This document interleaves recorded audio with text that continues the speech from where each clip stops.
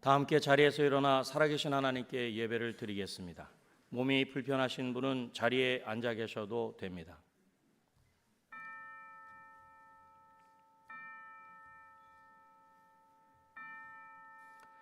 할렐루야. 내가 정직한 자들의 모임과 회중 가운데서 전심으로 여호와께 감사하리로다.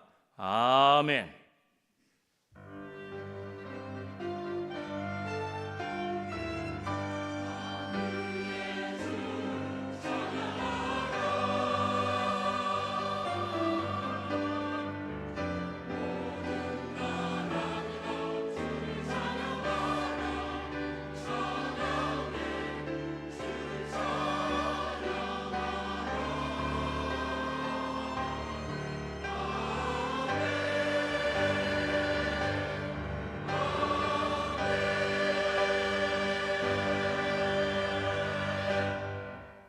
다 같이 찬송가 15장 1절을 부르시겠습니다.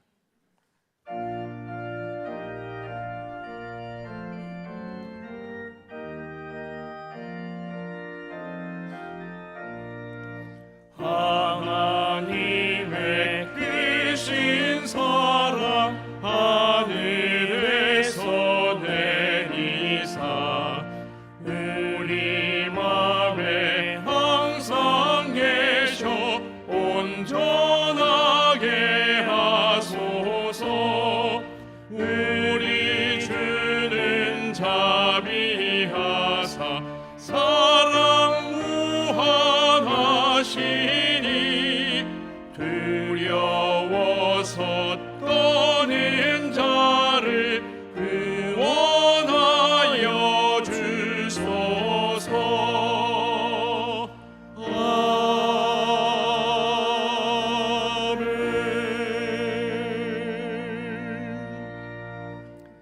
지난 한 주간을 돌이켜보며 간절한 마음으로 참회 기도를 다 함께 드리겠습니다.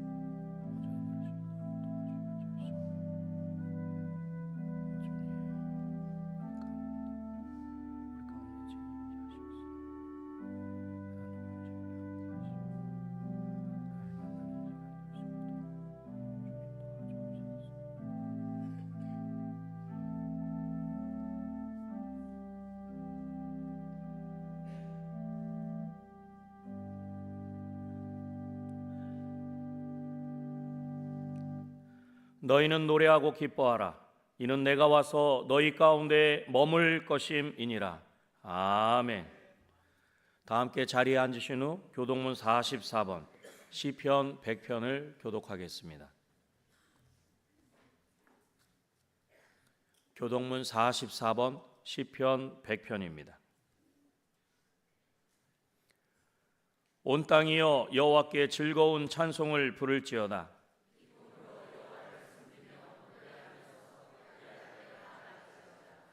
여호와가 우리 하나님이신 줄 너희는 알지어다.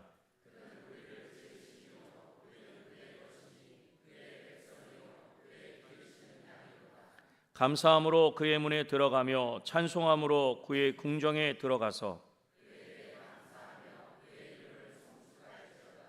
여호와는 선하시니 그의 인자하심이 영원하고. 아멘. 다 같이 찬송가 192장을 부르시겠습니다.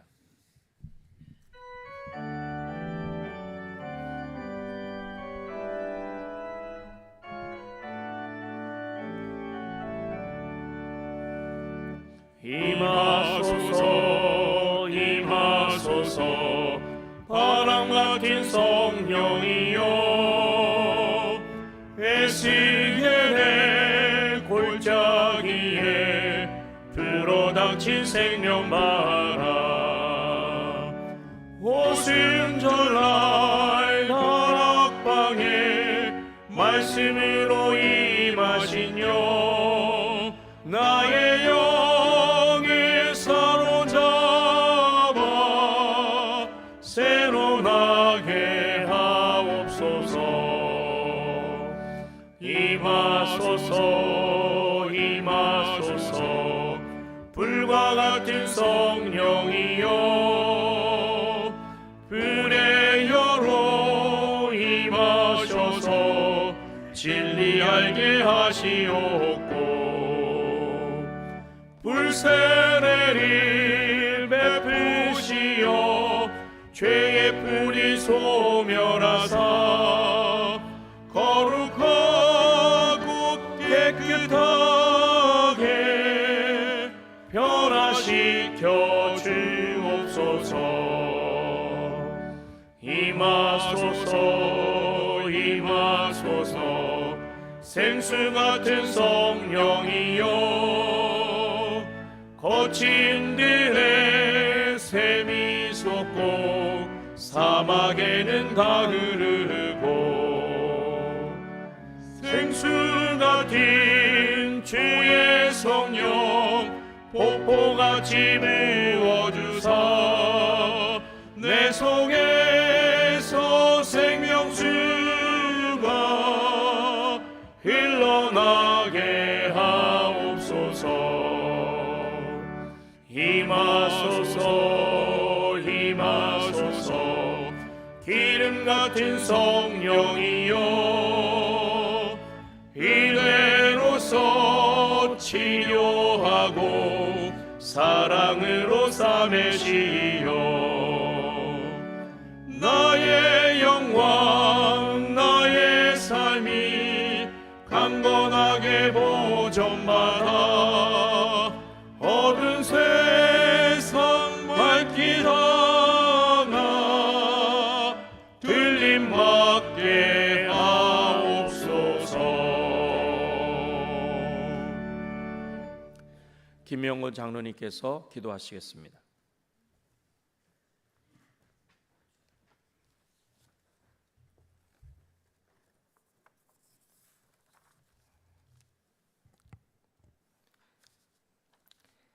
우리의 구원에 뿌리신 하나님, 우리에게 안식일을 허락하시고 주님을 믿는 자들이 한 곳에 모여서 주님께 신령과 진정으로 예배드리게 하심을 감사합니다. 주님, 세상에 홀로 사는 것 같이 외롭고 두렵고 무엇을 해야 될지 고민하며 살아갑니다. 주님이 내 안에 계심을 입으로 말했지 진짜 주님이 내 안에 계심을 느끼지 못했습니다. 그러나 내 안에 주님은 침묵하지 않으시고 늘 우리의 삶을 공감하시며 우리의 길을 인도하고 계셨습니다. 내 삶에 예수님이 계시지 않는 것이 아니라 내가 예수님을 의식하며 살지 못하였음을 고백하며 회개합니다. 구름이 서쪽에서 이는 것을 보면 곧 소나기가 올 것을 알고 남풍이 부는 것을 보면 심히 더울 것을 알지만 외식하는 자여 너희가 천지의 기상은 분간할 줄 알면서 어찌 이 시대는 분간하지 못하느냐 말씀하시는 하나님, 오늘날 우리의 모습이 그러합니다. 세상의 논리가 내가 아는 진리를 대신하고 세상의 즐거움이 내가 주를 섬기는 것보다 신나 있는 나를 본 순간 저는 외면했습니다. 말씀을 멀리하고 교회에 왔다 가는 것으로 스스로 만족하는 나를 주님 앞에 내려놓습니다. 예배는 보는 것이 아니요 살아계신 하나님 앞에 천지를 창조하시고 세상을 만드신 주권자, 통치자, 구원자 하나님 앞에 나를 내려놓고 하나님을 높이는 것인데 이 단순함이 세상의 복잡함으로 가려져 세상의 시끄러움으로 마음에 있는 예수님의 소리를 듣지 못했습니다. 용서하여 주옵소서. 믿음이 적은 저희를 긍휼히 보시고 다시 우리를 이끌어 가시며 우리의 생각과 마음을 지켜 주옵소서. 세상이 아닌 주님의 관점에서 바라보게 하시고 늘 옳은 것을 선택하는 우리가 되게 하여 주옵소서. 무엇인지 기도하고 구하는 것은 받은 줄로 믿으라. 그리하면 너에게 그대로 되리라 말씀하셨습니다. 우리의 간구하는 기도가 받은 줄로 믿고 이미 응답받은 사람으로 오직 믿음으로 당당하게 살아가게 하여 주옵소서.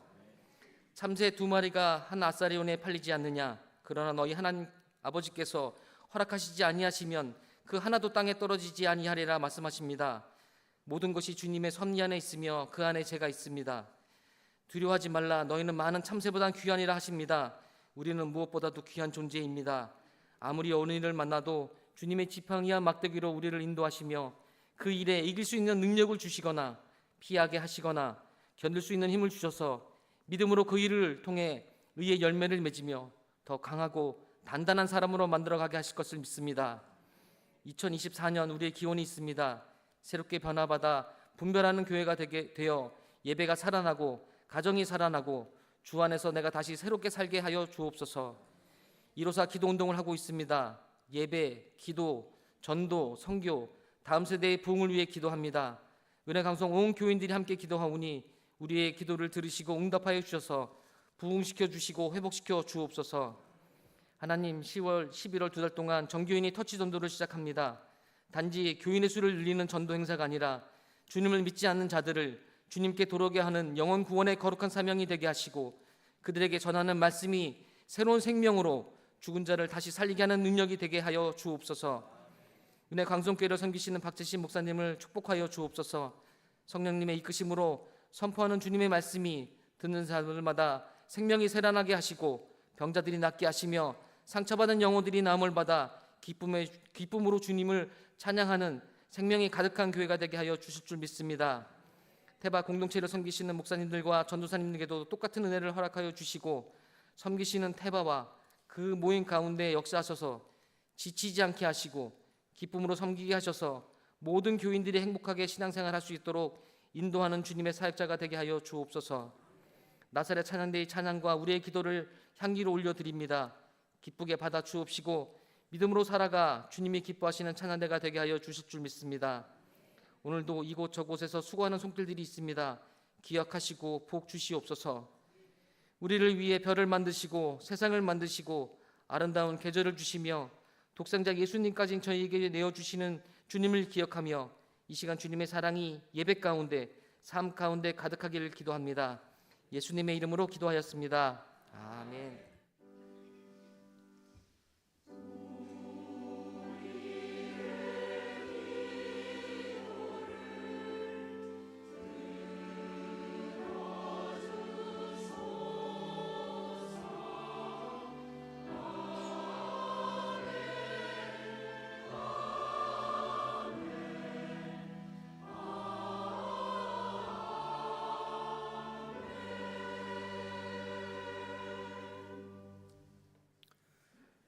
하나님의 말씀은 디도서 3장 3절로부터 7절까지의 말씀입니다. 신약 성경 350쪽입니다.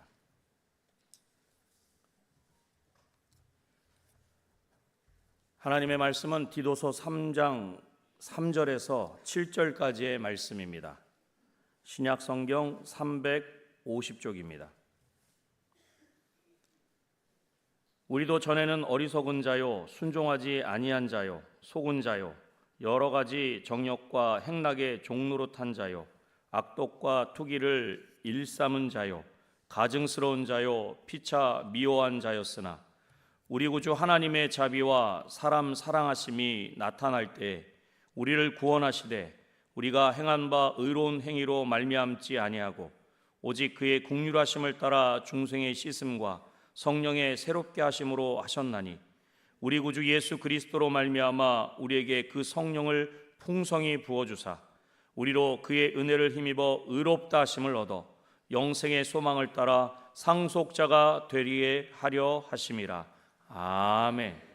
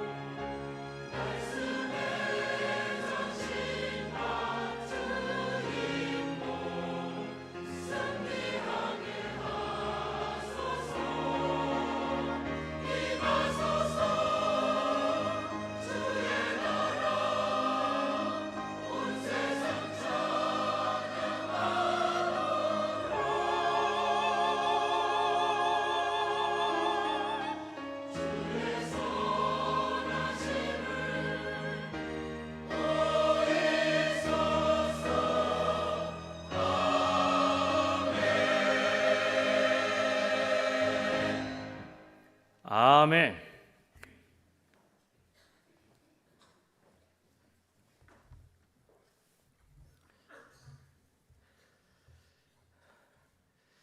성경을 보면 우물가에서 사랑이 나타나 그 사랑을 만나 행복한 삶을 살아가는 사람들이 많이 나오게 됩니다.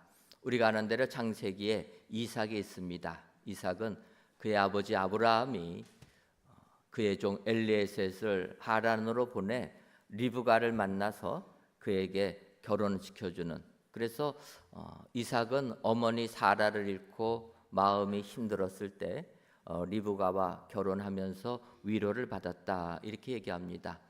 이삭이 리브가를 만난 것도 결국은 그 아브라함의 종 엘리에셀이 우물가에서 물길로 나온 리브가를 만나면서 시작합니다. 야곱도 마찬가지로 형 에서를 피해서 하란에서 양을 치러 나왔던 라헬을 만나 또 거기서 그녀를 사랑하게 되고 우리가 자는 7년을 수일같이 여기면서 라헬을 아내로 삼는 이런 야곱이 있습니다. 또 모세도 마찬가지입니다. 모세도 사람들을 죽여서 결국 살인자가 되었고 도망자가 되어서 미디안 광야에서 양에게 물 주러 나오는 이드로의 7 딸들, 그 중에 한 명인 십보라와 결혼해서 행복한 가정을 이루는 것을 볼 수가 있습니다. 이렇게 사랑이 나타날 때를 보면 주로 그들의 삶이 힘들고 지치고 어려웠지만 사람들이 모이는 우물가에서 새로운 사랑을 만나 복된 삶을 살아간다라는 겁니다. 요즘에 이 세상에 살다 보면 삶이 힘들어서 오히려 외톨이가 되고 고립되는 사람들이 많이 있습니다. 내가 세상에서 실패할다 할지라도, 내가 삶에서 힘들다 할지라도 세상과 단절하고 외톨이가 되면은 거기서 헤어나오지 못하게 됩니다. 성경을 보게 되면 이렇게 힘든 사람들이 다 우물가에, 사람들이 물길로 모이는 우물가에서 사랑을 만나게 되고 복된 가정이 되었다라는 겁니다. 이것은 신약 성경 수가성의 여인이 예수님을 만나는 부분도 마찬가지라 이렇게 볼 수가 있습니다. 하나님의 사랑하심이 수가성 여인에게도 동일하게 나타나는 겁니다. 이 여인을 보게 되면 이 여인이 6시에 물길로 나오게 됩니다. 많은 사람들은 6시를 우리가 공간복음을 보게 되면 이 공간복에 나오는 시간에 6을 더하면은 우리가 사용하는 시간과 맞다. 그래서 요한복음에 나오는 6시에도 기계적으로 6을 더해서 난 12시라 이렇게 바라보게 됩니다. 이렇게 바라보게 돼서 많은 목사님들 설교를 할 때 이 여인이 우리가 예수님과의 대화 속에 내 남편이 몇이냐 하니까 5이었는데 5도 아니고 지금 또 남편 하나가 있는데 남편이 아니라, 바꿔 말하면 결혼을 몇 번 한 겁니까? 행복하시겠습니까? 또 생각을 잘해야 되죠. 예. 이 여인은 남편이 5이나 됐는데 그리고 지금 사는 6번째 남편이 아니라라는 거예요. 불행의 끝을 간 여인입니다. 그래서 그 여인이 이런 불행한 삶을 사니까 난 12시, 그러면 이스라엘 사람들은 열대지방이라 더워서 움직이지 않는 집에 있는 시간에 사람들의 눈을 피해서 우물가에 물길로 나왔다 이렇게 이야기를 합니다. 근데 저는 그렇게 바라보지 않습니다. 왜냐하면 공간복음의 시간과 요한복음의 시간이 좀 다르기 때문입니다. 요한복음에서 나오는 시간을 보게 되면 예수님께서 십자가에 못 박히신 그 시간대를 6을 더해서 하면은 맞지가 않습니다. 그래서 요한복음의 시간은 있는 그대로 봐야 된다라는 거예요. 바꿔 말하면 이 여인이 6시에 물길로 나왔다라는 것은 저녁 6시라는 겁니다. 이제 해가 좀 질 때가 돼서 조금 선선해질 때 이때 이 여인이 물길로 나왔다라는 거예요. 그러면 이런 여인이 물길로 나왔을 때 이 여인이 어떤 자세로 물길로 나오겠습니까? 그녀는 거의 이 세상의 끝을 보는 여인이라는 거예요. 그래서 그런 사람 만나서 말 잘못했다가는 봉변당하는 것 아닙니까? 한이 맺힌 여인이 물길로 나오는 겁니다. 그렇게 바라보는 게 맞는 것이 예수님께서 피곤하여서 제자들을 시켜서 양식 구하러 보내셨다라는 거예요. 난 12시면은 제자들이 나가도 음식을 구할 수가 없습니다. 사람들이 다 집에 있는데 어떻게 음식을 구합니까? 그러니까 예수님도 저녁 때가 됐을 때 제자들에게 나가서 음식 가져오라 이렇게 한 것이고, 이 여인은 그 시간에 물길로 나온 겁니다. 어찌 보면 세상 살면서 끝까지 간 이 여인, 누가 건들기만 해도 도전적으로 말을 할 이 여인, 그 여인에게 예수님께서 다가오셔서 말씀하신 겁니다. 나에게 물을 좀 달라. 그 말을 들은 여인은 깜짝 놀랍니다. 너는 왜 이렇게 사냐? 조롱하고 비난할 줄 알았는데 예수님은 오히려 그녀에게 물을 달라고 부탁하는 겁니다. 그때 그 여인은 얘기합니다. 당신은 유대인이면서 어찌하여 사마리아 여자인 나에게 물을 달라 하나이까? 그 당시 유대인들은 사마리아 사람들을 상종하지도 않았습니다. 왜냐하면 그들은 하나님의 신앙에서 떠난 사람이라는 거예요. 우리가 아는 대로 남북 유다가 나눠졌을 때 북이스라엘 사람들은, 그래서 수도 사마리아에 사는 사람들은 우상을 많이 섬겼다라는 겁니다. 우상을 많이 섬긴 사람들은 신앙적으로도 잘못되었고 우상을 섬기다 보니까 성적으로도 타락했다라는 거예요. 그러니까 이 사마리아 여인은 남편이 5이고 지금 있는 사람도 남편이 아니라라는 겁니다. 그런 사람한테 왜 나에게 물을 달라 합니까? 이야기하는 겁니다. 이 예수님의 이야기를 들은 이 여인은 처음으로 그녀는 사람다운 대우를 받게 되었다라는 거예요. 세상 사람들이 그녀를 조롱할지라도 그녀는 우물가의 물길로 나왔다가 처음으로 인격적인 존중을 받고 주님을 만나면서 신앙의 이야기를 했다라는 겁니다. 그 신앙의 얘기를 하면서 그녀는 어떻게 얘기합니까? 요한복음 4장 29절을 보면 내가 행한 모든 일을 내게 말한 사람을 와서 보라. 이는 그리스도가 아니냐 하니. 여러분, 우물가에 물길을 나온 여인이 하나님의 사람 사랑하심이 나타나셔서 예수님을 만나게 되었고, 예수를 만난 다음에 예수님이 우리를 구원해 주시는 구세주라 깨닫게 되었다라는 겁니다. 그래서 그 여인이 이 사마리아 성에 있는 사람들에게 와서 보라라는 거예요. 예수님이 그리스도다. 이렇게 복음을 전하니까 사마리아에 있는 사람들, 많은 사람들이 예수님 믿고 구원의 은혜를 받게 되었다. 여러분, 하나님의 사람 사랑하심이 나타날 때 우리에게는 구원의 축복이 임하게 되는 줄 믿습니다. 내 가정에도 축복이 임하고 나의 영혼의 구원도 얻게 되는 은혜가 우리 가운데 임하게 될 줄 믿습니다. 이 같은 하나님의 사랑하심이 나타나심이 오늘 본문 디도서 3장 3절과 4절에서도 동일하게 이야기하고 있습니다. 우리도 전에는 어리석은 자요, 순종하지 아니한 자요, 속은 자요, 여러 가지 정욕과 행락에 종노릇하는 자요, 악독과 투기를 일삼은 자요, 가증스러운 자요, 피차 미워한 자였으나 우리 구주 하나님의 자비와 사람 사랑하심이 나타날 때에 하늘의 은혜를 받았다라는 겁니다. 우리가 전에는 어떤 사람입니까? 어리석은 자라는 거예요. 순종하지도 아니한 자였고 속은 자였다. 여러 가지 정욕과 행락에 종노릇하는 자였다. 악독과 투기를 일삼고 가증스러운 자요, 피차 미워한 자였다. 우리가 이렇게 죄악 가운데 거하는 자였다라는 겁니다. 여러분, 지금 이 시대를 살아가는 우리들도 마찬가지 아닙니까? 우리가 얼마나 어리석은 자입니까? 세상을 다 아는 것 같이 우리는 이야기를 합니다. 내가 여지껏 내가 생각하고 결정하고 살아가지 않았습니까? 다 내가 세상 것을 다 안다고 하지만 솔직히 말하면 내일 일은 우리는 아무도 모른다라는 거예요.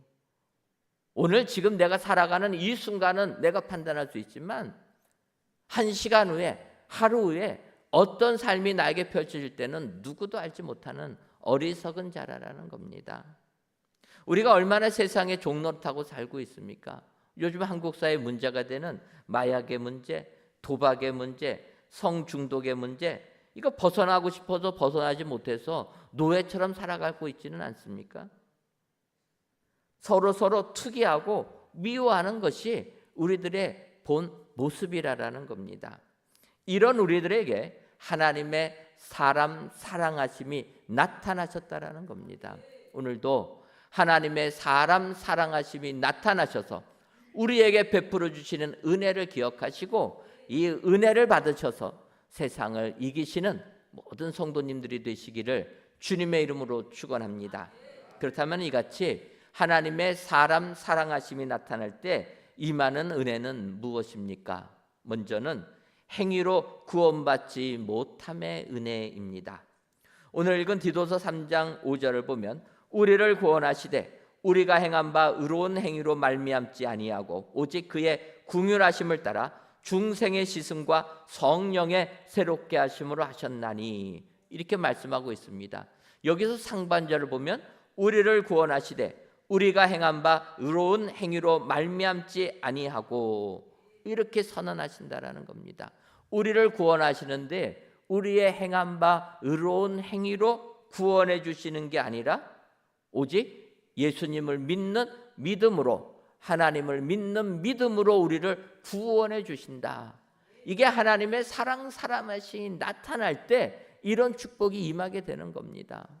여러분, 유대인들은 율법을 지켜야지만이 구원을 받는 줄 알았습니다. 그래서 구약 성경 시대에 얼마나 유대인들이 율법에 맞춰서 살려고 했습니까? 그런데 그 율법을 행함으로 구원을 받지 못했던 겁니다. 그래서 이 땅에 예수 그리스도를 보내주신 것 아닙니까? 그리고 그 예수 그리스도를 믿으면 구원을 주시겠다, 하나님이 약속해 주시는 겁니다.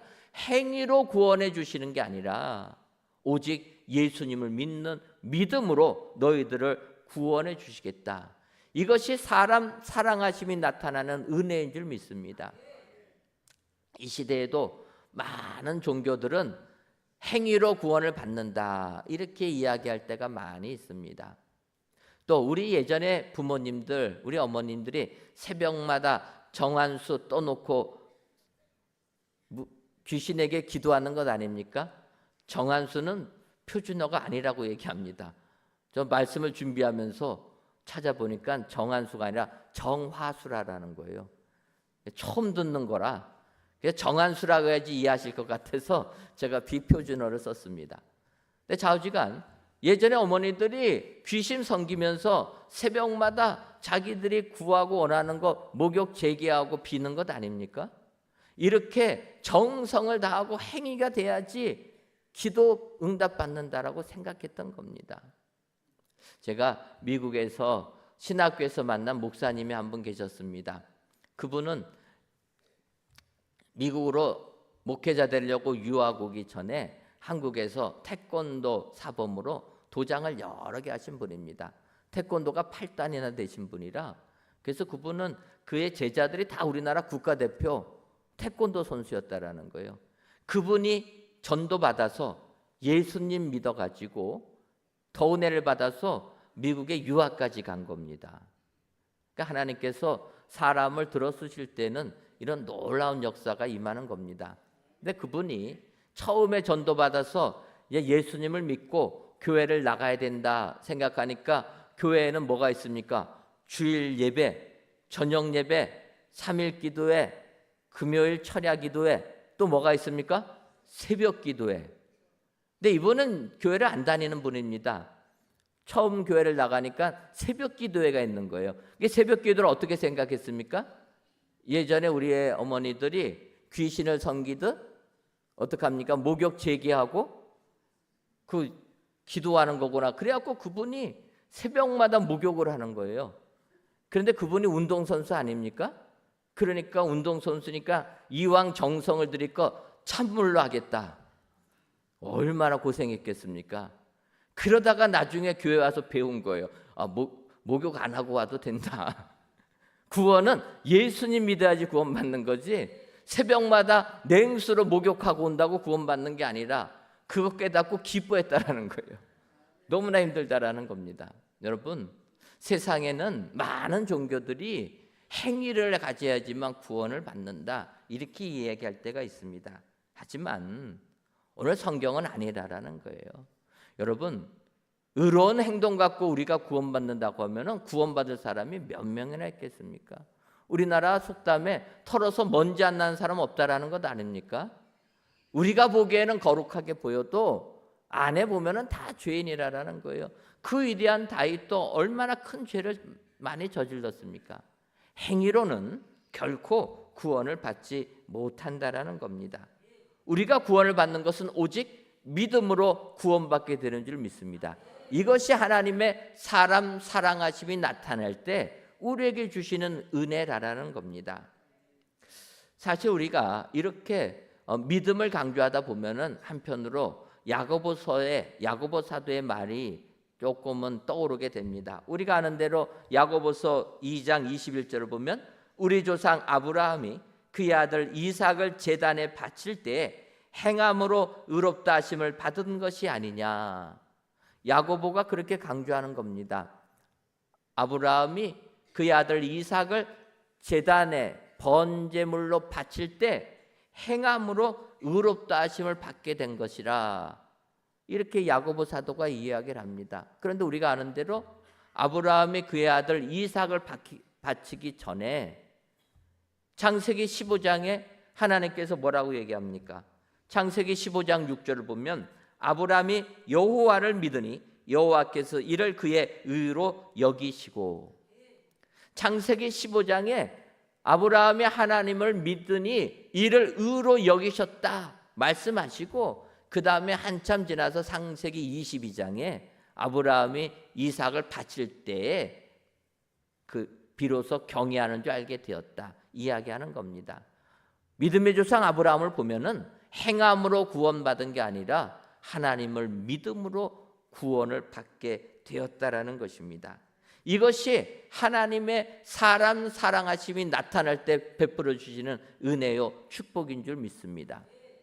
구약의 유대인들이 율법 지켜서는 구원받지 못하고 신약 시대에 와서 예수 그리스도를 믿음으로 구원을 받은 것, 이것이 사람 사랑하심이 나타나는 것이라. 오늘도 이 하나님의 말씀을 기억하셔서 오직 믿음으로 구원을 받으시는, 이것이 하나님이 우리에게 주시는 축복이라 기억하시고 예수님을 믿음으로 구원을 받아 누리시는 은혜의 모든 성도님들이 되시기를 주님의 이름으로 축원합니다. 다음으로 사람 사랑하심이 나타날 때 성령의 새롭게 하심의 은혜가 임하게 된다라는 겁니다. 앞서 읽었던 디도서 3장 5절 하반절을 보면 오직 그의 긍휼하심을 따라 중생의 시승과 성령의 새롭게 하심으로 하셨나니, 이렇게 말씀하고 있습니다. 중생의 시승과 성령의 새롭게 하심으로 하셨다. 이 중생의 시승, 중생이란 게 무엇입니까? 거듭나는 거예요. 다시 나는 겁니다. 사람이 어머니의 뱃속에서 10달을 있다가 태어나는 것 아닙니까? 태어나게 되면은 그 새로 태어난 아기는 무엇부터 배워야 됩니까? 숨 쉬는 것부터 배워야 된다는 거예요. 어머니의 뱃속에 있을 때는 어머니가 이 아이를 다 보호해 줍니다. 숨 안 쉬어도 됩니다. 그런데 태어나는 그 순간 이 아이는 숨 쉬어야 되는 거. 그래서 의사가 때리는 것 아닙니까? 숨 쉬라고. 이때 안 울면 어떻게 됩니까? 죽는 거예요. 의사가 믿다고 때리는 게 아니라 숨 쉬는 법 가르쳐 주는 겁니다. 새로 태어난 이 땅의 아이들은 숨 쉬는 것부터 배워야 되는 거예요. 그 다음에 기는 거, 걸어가는 거, 밥 먹는 거 배우는 것 아닙니까? 거듭남이라는 것은 우리가 영적으로 새로 태어나는 것을 의미한다라는 거예요. 그래서 새로워지는 것이 중생이라는 겁니다. 더 나아가서 그 중생을 성령의 새롭게 하심으로 가능하다라는 거예요. 이 새롭게 되는 것, 거듭나는 것이 성령님이 함께할 때 가능하다라는 겁니다. 그러니까 우리가 예수님 믿고 구원받는 것은 성령님이 우리에게 임하셨을 때 우리가 가능하게 되는 겁니다. 여러분, 지금도 우리가 전도를 하지만 아무리 전도를 해도 안 믿는 사람은 끝까지 안 믿습니다. 성령님이 역사할 때 그들이 믿는 거지, 성령님이 역사하지 않으면 믿으라고 해도 안 믿어요. 그분들이 이렇게 얘기합니다. 내가 믿고 싶은데 안 믿겨진다라는 거예요. 그래서 누구든지 성령님이 아니고서는 예수님을 그리스도라 할 수 없다 말하는 것 아닙니까? 중생의 시승과 성령의 새롭게 하심의 역사, 이것이 하나님의 사람 사랑하심이 나타날 때 우리에게 주시는 은혜인 줄 믿습니다. 예를 들면 사도행전 10장을 보게 되면 사도 베드로가 이방 사람 고넬료에게 복음을 전하는 부분이 나오게 됩니다. 당시 베드로는 유대인이라 이방 사람들은 구원받지 못한다고 생각한 사람입니다. 그런데 성령님께서 환상을 보여주면서 이 고넬료의 집에 가서 복음을 전하라 이야기하니까 마음에는 들지 않지만 하나님이 명령하시니까 순종하게 되는 겁니다. 여러분, 하나님께서 말씀하시면 순종하십니까?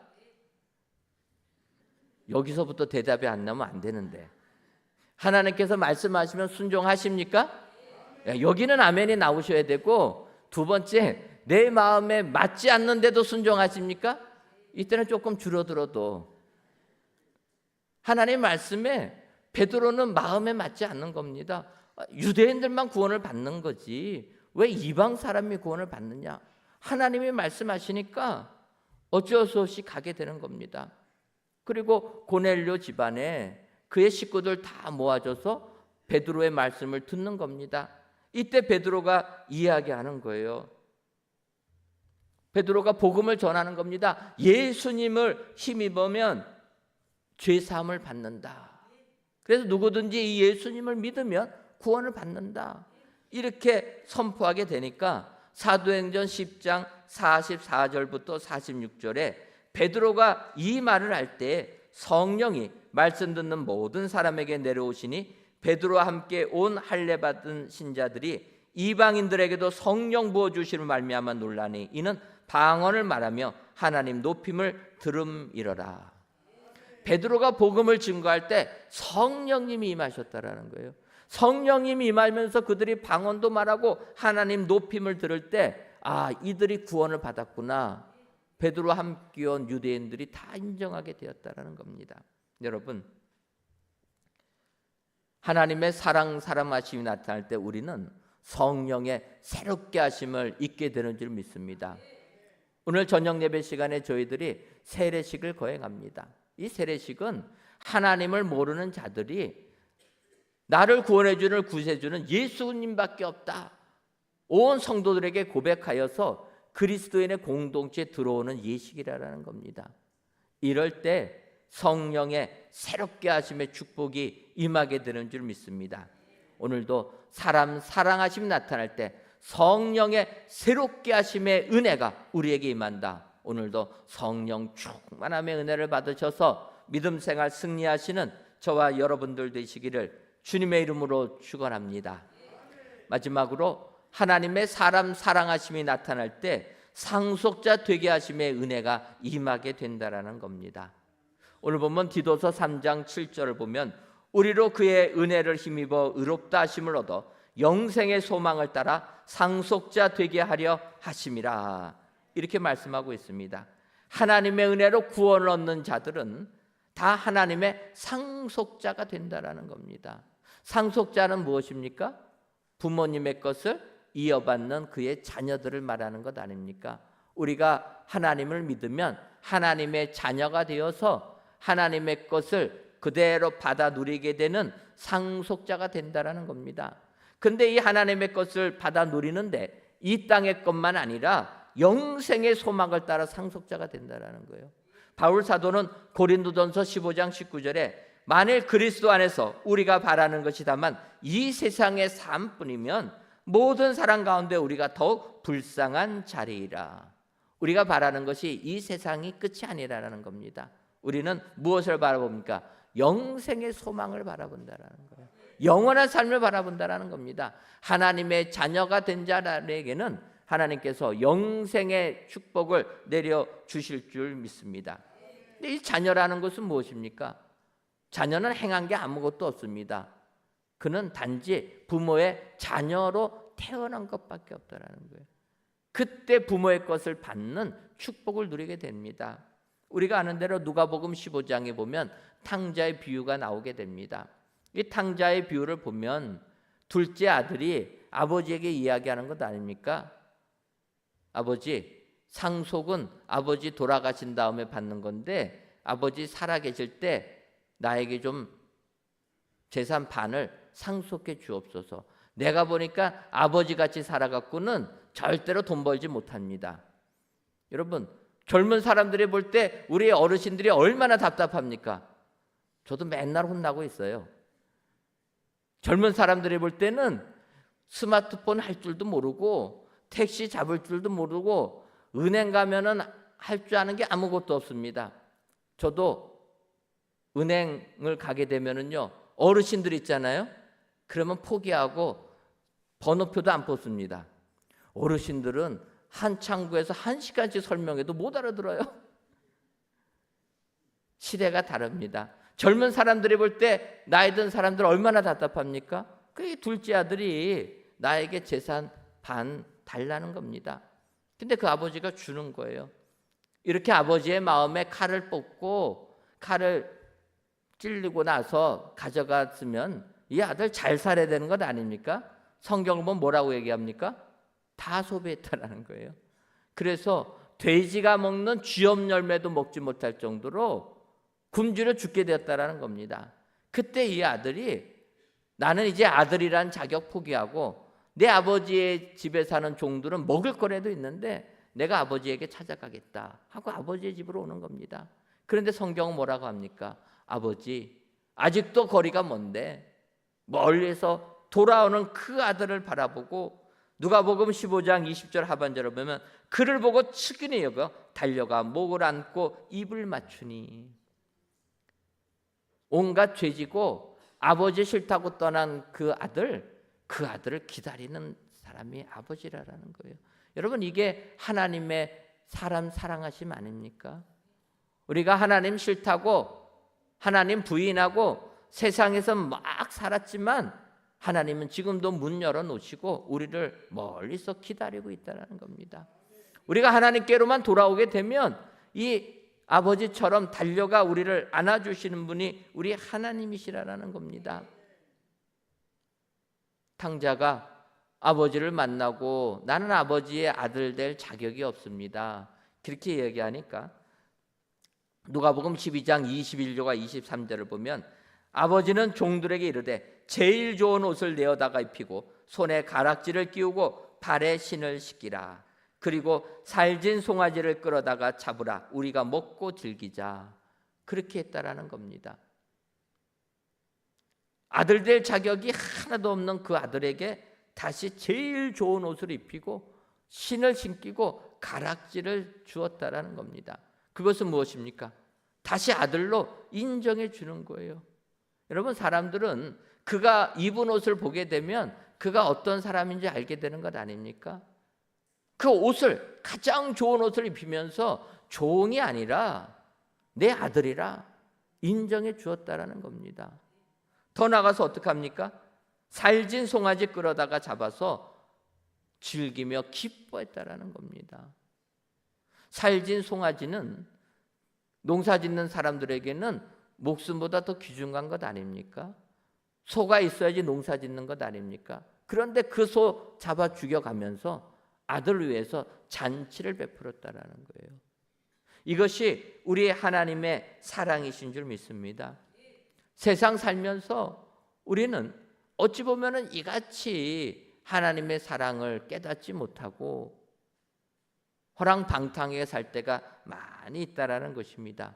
하지만 우리 하나님은 사람 사랑하심을 나타내셔서 오히려 우리들 상속자 되게 해주신다라는 겁니다. 하나님의 자녀 삼아주시고 영생의 소망을 얻게 하는 상속자로 삼아주신다. 오늘 귀한 예배 드리는 사랑하는 성도 여러분, 하늘에서는 회개할 것 없는 의인 99이보다는 회개하는 한 사람이 회개하는 것, 이걸 더 기뻐한다고 하지 않습니까? 우리가 하나님 앞에 나와서 하나님의 자녀가 될 때 천국에서는 잔치가 벌어지게 되는 줄 믿습니다. 하나님의 사람 사랑하심이 나타날 때 우리는 영원한 영생을 축복으로 누리는 상속자들이 다 되게 된다. 오늘도 영생의 소망을 가지시고 험한 세상 이겨나가시는 은혜의 모든 성도님들이 되시기를 주님의 이름으로 축원합니다. 기도하겠습니다. 하나님, 청명한 9월의 시간 성전에서 또는 각 예배 초소에서 귀한 예배를 드리게 하시니 감사합니다. 이 시간 사람 사랑하심이 나타날 때라는 제목으로 말씀을 주었사오니 오늘 이 자리에 참여하신 모든 성도님들 외에도 하나님의 사람 사랑하심이 나타나게 하여 주옵소서.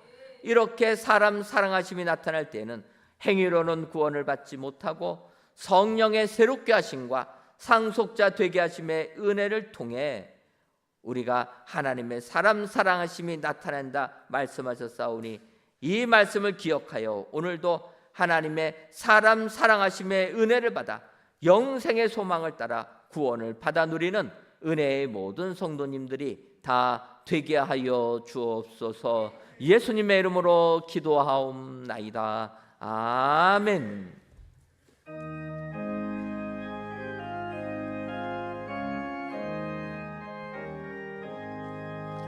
큰 죄에 빠진 나를 주 예수 건지사 그 넓은 품에 다시 품으신 은혜는 저 바다보다 깊고 저 하늘보다 높다. 그 사랑 영원토록 나 찬송하리라. 날로 더욱 귀하다. 날로 더욱 귀하다. 한이 없이 넓은 우리 주의 사랑 날로 더욱 귀하다. 옛날에 유대 땅에 주 예수 다닐 때 그 은혜 받으려고 큰 물이 모였네. 눈 먼저 병든 자를 다 고쳐주셨으니 나 같은 죄인까지 그 은혜 받도다. 날로 더욱 귀하다. 날로 더욱 귀하다. 한이 없이 넓은 우리 주의 사랑 날로 더욱 귀하다. 주 크신 사랑으로 만 백성 위하여 그 십자가의 고난 다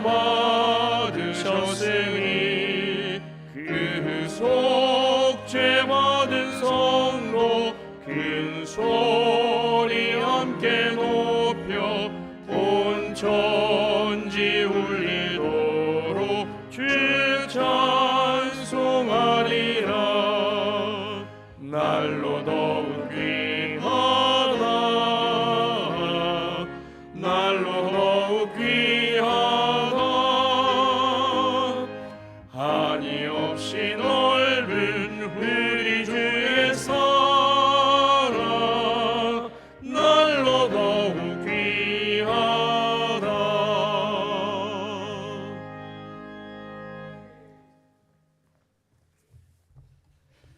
하나님, 이 시간 하나님은 영이시니 예배하는 자가 영과 진리로 예배할지니라는 요한복음의 말씀을 의지하여 하나님께 귀한 예물들을 바칩니다.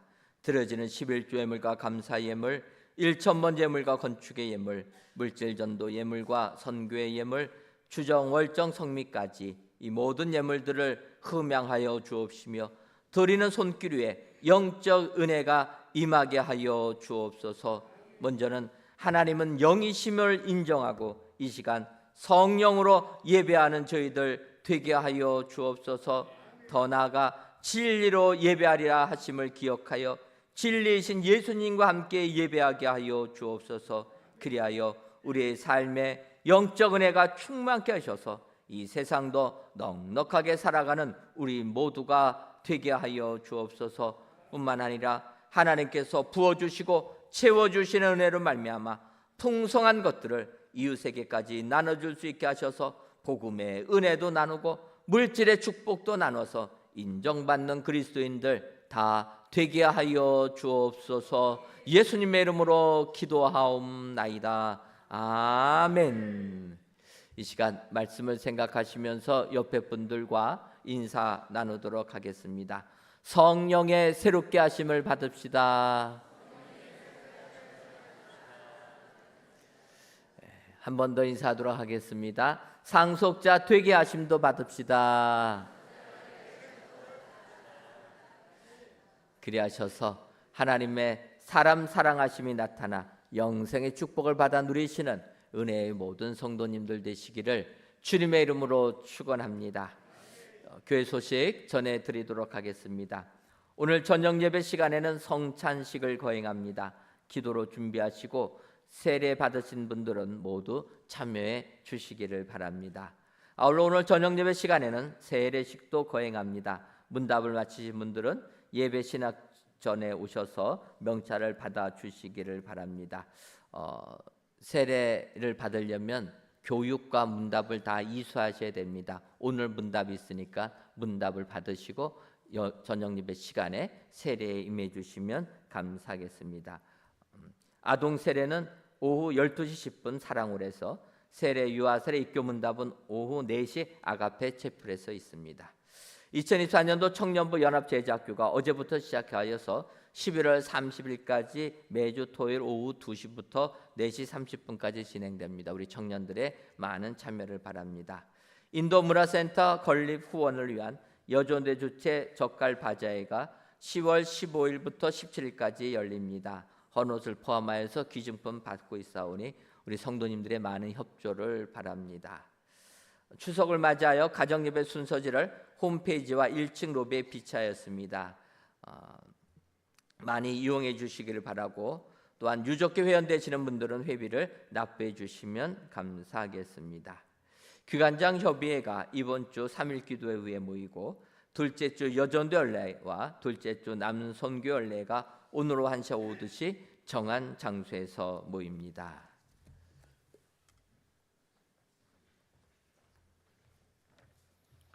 다 함께 자리에서 일어나 찬송가 38장 1절을 부르시겠습니다.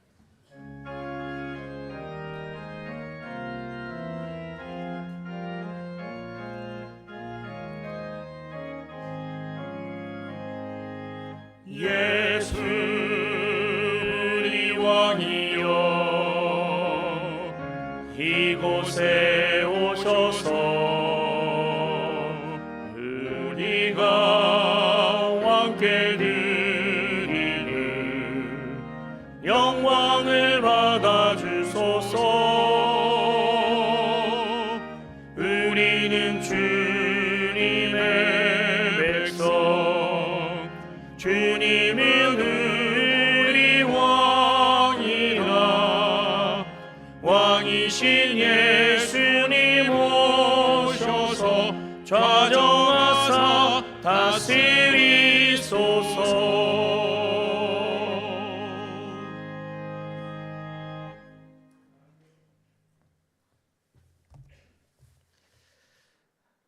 이제는 우리 주 예수 그리스도의 크신 은혜와 하나님 아버지의 한량없는 사랑하심과 성령님의 교통하심이, 하나님의 사람 사랑하심이 나타나 영생의 축복을 받아 누리기로 다짐하는 사랑하는 은혜광성교회 모든 성도님들 외와 속한 가정 위에 이제로부터 영원토록 함께 있을지어다. 아멘.